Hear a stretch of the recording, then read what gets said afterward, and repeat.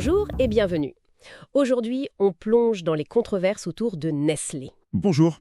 Oui, un sujet complexe. On va s'appuyer sur des extraits d'une enquête, Nestlé, l'Empire et les ombres. L'idée, c'est de décortiquer un peu leurs pratiques. Exactement. Comprendre les enjeux derrière les gros titres. Humains, environnementaux, sanitaires. C'est vaste. Tout à fait. Alors, commençons par le coût humain. Le cacao, par exemple. Oui, le cacao. Un point sensible. Les sources parlent de 1,56 million d'enfants au travail, Côte d'Ivoire, Ghana.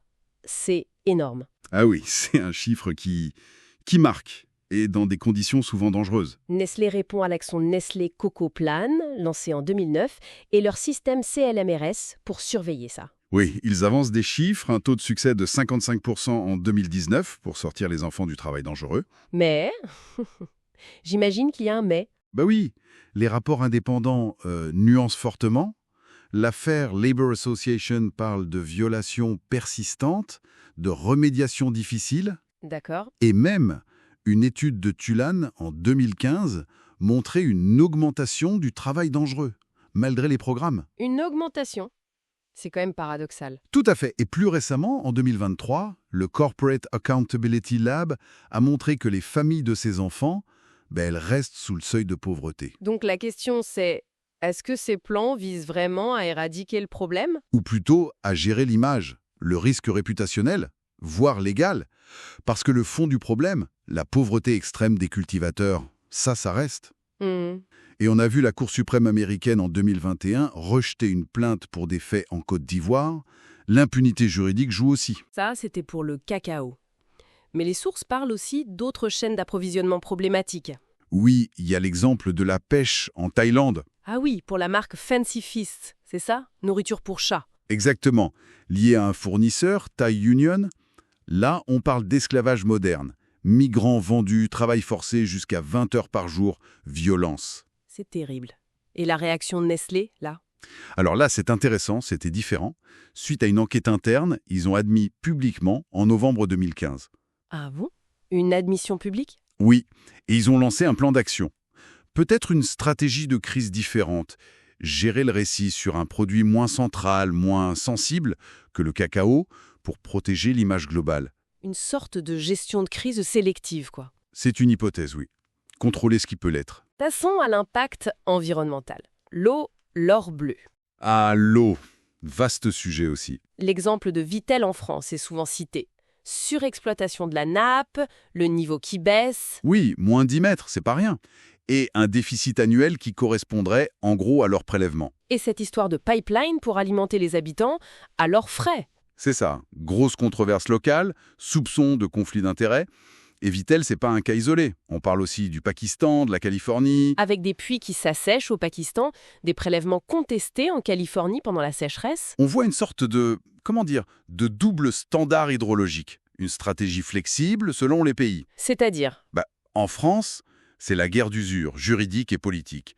Ailleurs, comme au Pakistan, c'est peut-être plus direct, là où les règles sont moins contraignantes. Le modèle serait donc prendre une ressource publique pas chère, L'embouteiller dans du plastique, la vendre cher et laisser les problèmes environnementaux et sociaux aux autres. et le plastique, justement, parlons-en vite fait. Oui, Nestlé est régulièrement pointé du doigt comme l'un des plus gros pollueurs plastiques mondiaux. 1,7 million de tonnes par an, c'est ce que disent les sources via Break Free from Plastic. Énorme. Et leurs engagements sur le recyclage sont souvent critiqués. Des fausses solutions, disent certains. Pourquoi fausse solution ? Parce que ça met l'accent sur la recyclabilité, mais pas assez sur la réduction à la source. Et la responsabilité de la gestion des déchets reste largement externalisée. Abordons maintenant le marketing et l'influence. On doit évoquer le scandale du lait maternisé des années 70. Ah oui, le scandale historique.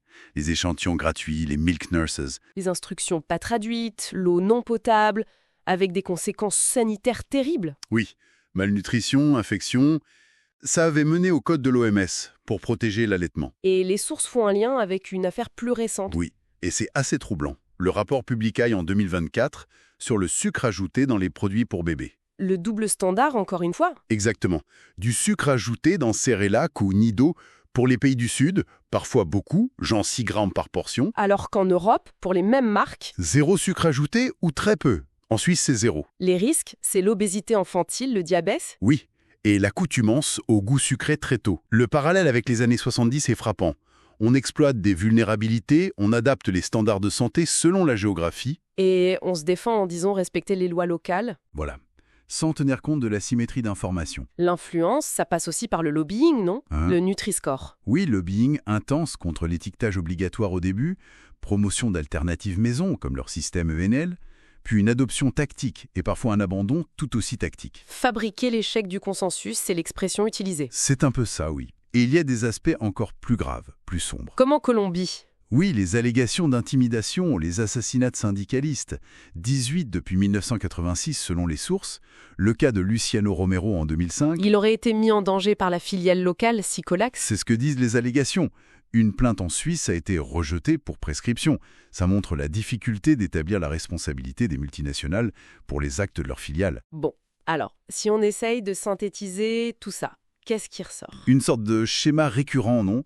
Déni au début, puis des solutions volontaires, mais souvent jugées peu efficaces. Du lobbying et une difficulté à obtenir une vraie responsabilité juridique. Tout à fait. Ça pose vraiment la question de l'efficacité de la RSE, la responsabilité sociale d'entreprise, quand elle est juste volontaire. Face à des problèmes aussi structurels. Exactement.